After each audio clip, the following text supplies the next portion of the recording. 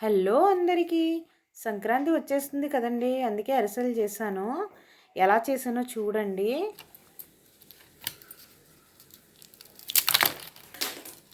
చూడండి ఎంత క్రిస్పీగా ఉన్నాయో, చూసారు కదా! దీనికోసం నేను 3 గ్లాసులు రేషన్ బియ్యం తీసుకున్నానండి. 3 రోజులు నానబెట్టుకోవాలన్నమాట. ముందుగా ఈ బియ్యాన్ని 2 సార్లు కడుక్కొని మంచిగా నీట్గా నీళ్లు పోసుకుని పెట్టుకోవాలండి. మళ్ళీ దీన్ని సాయంత్రం తీసి ఆ వాటర్ అంతా వంపేసి సాయంత్రం మళ్ళీ ఇంకొకసారి నీళ్లు పోసుకుని కడుక్కుని మళ్ళీ నీళ్లు పోసి పెట్టాలండి. అలాగా 2 రోజులు పొద్దున సాయంత్రం కూడా నీళ్లు మార్చుకుంటూ ఉండాలన్నమాట. ఈ రోజుకి 3వ రోజు అండి. ఇప్పుడు ఈ బియ్యాన్ని తీసి స్ట్రైనర్లో వేసేసుకోవాలండి. వేసుకుని ఇప్పటికిప్పుడే మనం మిక్సీ పట్టుకోవాలన్నమాట. కొంచెం బియ్యమే కాబట్టి నేను మిక్సీ పట్టుకుంటున్నాను. ఒక తపేళా తీసుకుని దాంట్లో 2 గ్లాసులు బెల్లం వేసుకుని దాంట్లో 1 గ్లాసు నీళ్లు పోసుకుని బాగా కరగబెట్టుకోవాలండి. ఇప్పుడు నేను మిక్సీలో వేసానండి. వేసేసి జల్లెడ పట్టేస్తున్నారండి ఇక్కడ. ఆ జల్లెడ పట్టిన పిండిని బాగా గట్టిగా నొక్కేసుకుని ఉంచుకోవాలండి, పొడి ఆరకుండాను. ఇప్పుడు చూడండి బెల్లం కరిగింది. ఈ లోపల మనం కొంచెం పాల్లో నువ్వులు వేసుకుని నానబెట్టుకోవాలన్నమాట. ఇప్పుడు పాకం వస్తుందండి లైట్గాను.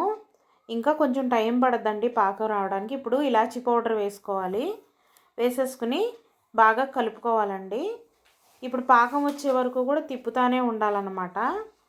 పాకం వచ్చినట్టు మనకి ఎలా అనిపిస్తుందంటే, ఒక కూర గిన్నెలో కొంచెం ఆ పాకాన్ని తీసి దాంట్లో వేస్తే అది గట్టిగా గడ్డలాగా అయిపోవాలండి.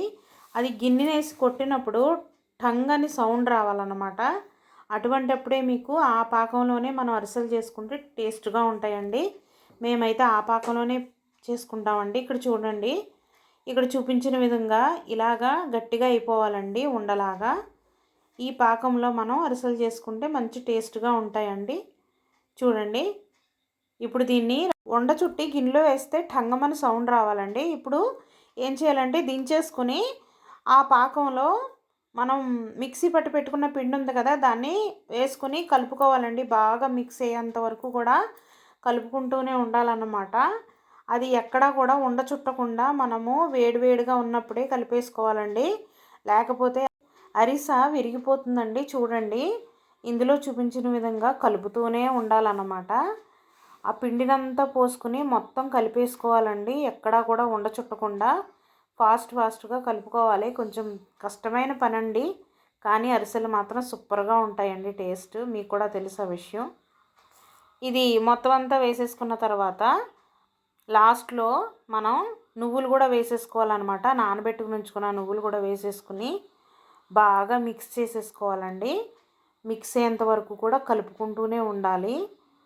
కలిపేసుకున్న తర్వాత దాంట్లో ఆయిల్ పోసేసుకుని ఇలా ఆయిల్తో చేయి తడుపుకుంటూ ఉండలు చుట్టుకుని ఒక కవర్ తీసుకుని ఆ కవర్ మీద ఇలా ఒత్తుకోవాలండి. ఇప్పుడు కడాయి పెట్టుకుని ఆయిల్ పోసేసుకుని నూనె బాగా మరిగాక అప్పుడు మీడియం ఫ్లేమ్లో పెట్టుకుని మనము అరిసి వేసుకోవాలండి. చూడండి, హై ఫ్లేమ్లో పెట్టుకుంటే అది మాడిపోద్దండి, సరిగ్గా కాలదన్నమాట.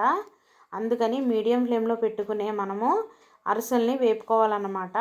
ఇది గోల్డెన్ కలర్ వచ్చే వరకు కూడా వేపుకోవాలండి. మేము అరిసెలు పల్చగా తింటామండి, దానివల్ల కొంచెం అలా హోల్స్లా పడుతున్నాయి. మందంగా తినేవాళ్ళు అయితే కనుక మందంగా చేసుకోవచ్చండి. సేమ్ ఇదే విధానంలో చేసుకోండి. మందంగా తినేవాళ్ళు మందంగా చేసుకోండి, పల్చగా తినేవాళ్ళు నేను చూపించినట్టుగా చేసుకోండి. ఇప్పుడు దీన్ని గోల్డెన్ కలర్ వచ్చే వరకు కూడా ఫ్రై చేసుకోవాలండి. ఫ్రై చేసుకుని 2 ఈ జాలి ఉంటాయి కదండి గరిట్లు, అవి తీసుకుని బాగా నొక్కాలన్నమాట. ఆయిల్ పీలుస్తుందండి అరిసి. నా దగ్గర అలాంటివి లేవని నేను దీంతో నొక్కానమాట. ఇలా అయినా ఆయిల్ వచ్చేసిందండి. ఇదేనండి అరిసెలు చేసుకునే విధానం. మీరు కూడా ఇలా ఒకసారి ట్రై చేసి చూడండి. ఈ అరిసెలు క్రిస్పీగా ఉంటాయండి. నచ్చితే లైక్ చేయండి, షేర్ చేయండి, సబ్స్క్రైబ్ చేయండి.